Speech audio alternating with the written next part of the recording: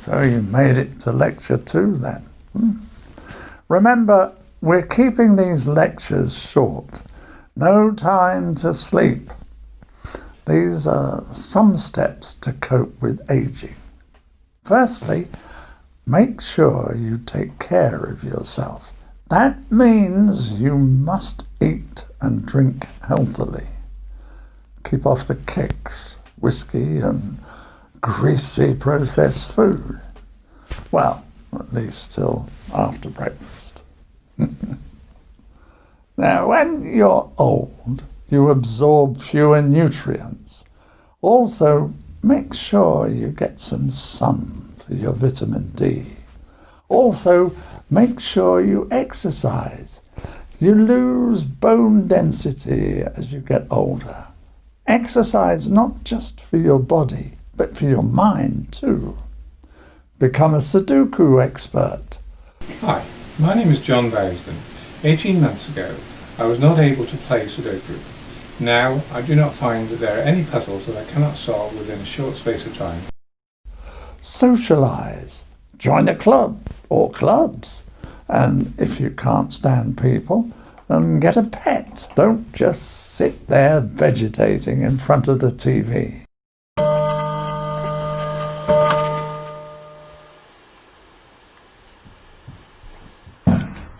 What a bloody load of rubbish. Why don't they make some decent programs? Keep learning. Keep being curious. Keep an open mind. Laugh. Develop a positive outlook. Try and live life to the full. In the past 3 months, I've appeared in plays in London, Oxford, as well as performing at Brighton Fringe. I turned down an invitation to perform in Poland, owing to forecasts of cold weather, and I hate cold. Do not be in a state of constant denial. Of course you will age. Please don't keep trying to fight the superficial appearances. Lose the toupee. Stop the comb over. Don't run off with someone much younger than you. And don't squeeze into clothes usually worn by teenagers.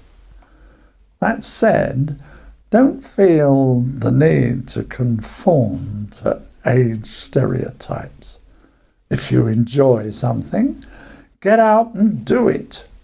If health problems prevent you, well, find a way to work round this. Now, I enjoy acting. Of course, I can no longer play young parts or even middle-aged parts. But that doesn't mean I have to be totally inactive.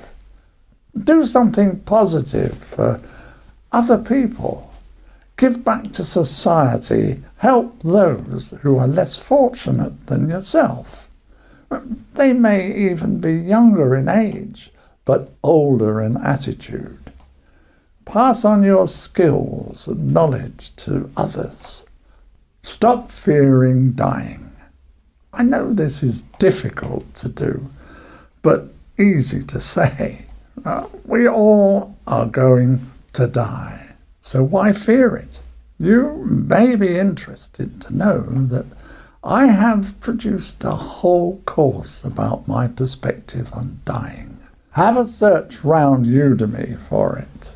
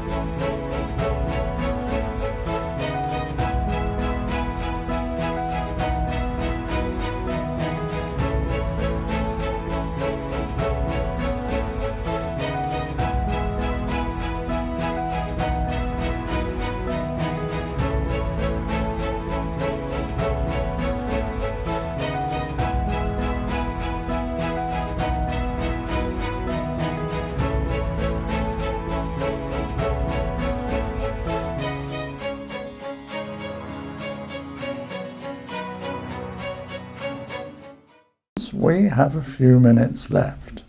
So in the next 5 minutes, here's how you can bring happiness to yourself. Try it. Do some sort of exercise. Perhaps walk up and downstairs a few times.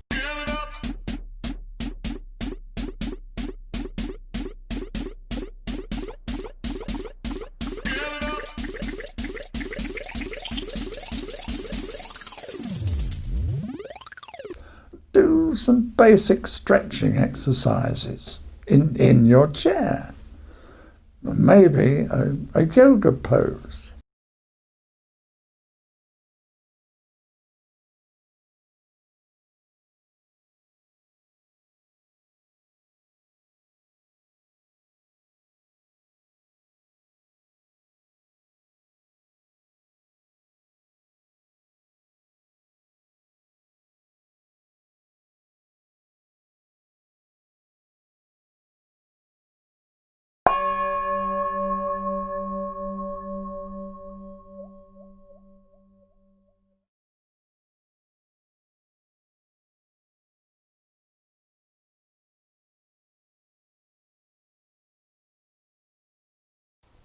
Hey there, Michelle Rubin here. We're going to do a series that I call Thoracic Park Series. It's designed to open up your neck, shoulders, and the middle of your back behind your rib cage. You can do this in a standing position, any seated position you like, or alternatively, as I'm showing it for all you office workers, okay? You can sit in a chair. Ideally, you want to have your ankles directly below your knees directly in line with your hips, and you want to think about pushing your feet down into the floor for maximum benefits. Then taking your belly and feel like you're sucking your gut back as if you're going to get your picture taken and you didn't want your belly protruding. Trying to keep the feet pressing down and the stomach continually pulling in. We're going to take our fingers up to our shoulders and we're going to gently squeeze our shoulders as if we were checking to see if they were ripe oranges. Just a little gentle pressure. Make a phone call to a friend or a family member. It's good to talk. And do you have a pen and paper? If not, get one. Now write down 5 things you're grateful for. If you can't manage 5, then try 3. Imagining the best possible outcome for you next week, next month, next year. Be realistic. How much of your day is left? However much time there is, set a positive action that you're going to do, something you are going to accomplish. Take charge of your life. Finally, I'd like to direct you to a website. Now, I have no connection to this site, but it seems to be very useful if you wish to read more on digital inclusion, eating well, feeling well, the flu jab, managing minor winter ailments, hospital stays, preventing falls, tips for managing your money,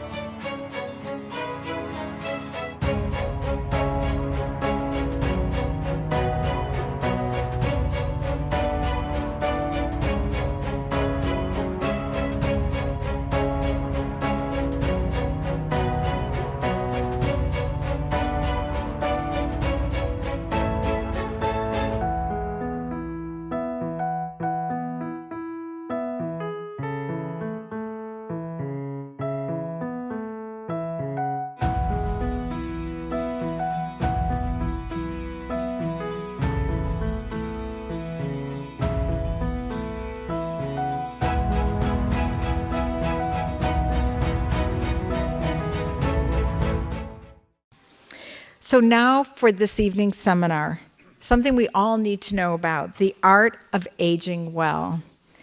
The actor George Burns, who lived to be 100, humorously once said, "You can't help getting older, but you don't have to get old."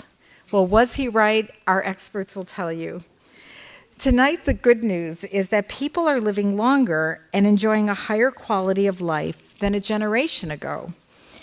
We have a better understanding of how diet, exercise, a positive attitude, and staying socially connected can help us age well. But what does aging even mean? Why do people age differently? And why do some people we know tend to defy the aging process altogether? And what are the latest discoveries that can help keep us healthy well into our later years? Many Harvard scientists are working to answer those very questions. We're fortunate to have some of our most senior experts here with us tonight. They will share their research that may help us live longer, healthier lives. I'm delighted to introduce our panel of experts. Dr. Alexandra Turutoglu is an instructor of neurology at Harvard Medical School and an assistant in neuroscience at Massachusetts General Hospital.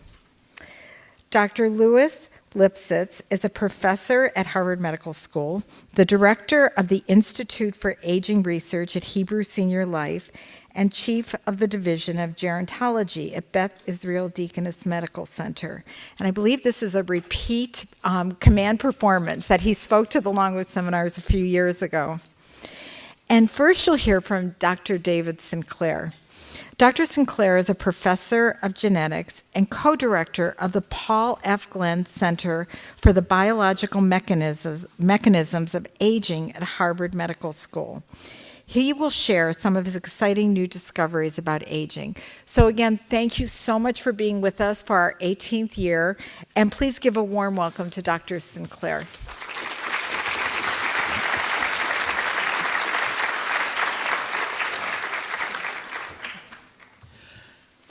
Thank you, Gina. Thank you, everybody, for braving the snow here in Boston, and welcome everybody online to this Longwood seminar series. We have 3 great talks tonight. Well, hopefully at least 2. We'll see how mine goes. So I'm here to start the night off to give you some good and some bad news. Okay. The bad news is that we were all born, pretty much all born in the 20th century. Okay, and that means that we may not live to see some of the amazing things I'm going to talk to you about tonight. But the good news is that scientific progress is going extremely quickly, and it may actually be that we're extremely fortunate to catch just the beginning of the equivalent of human flight, but for aging.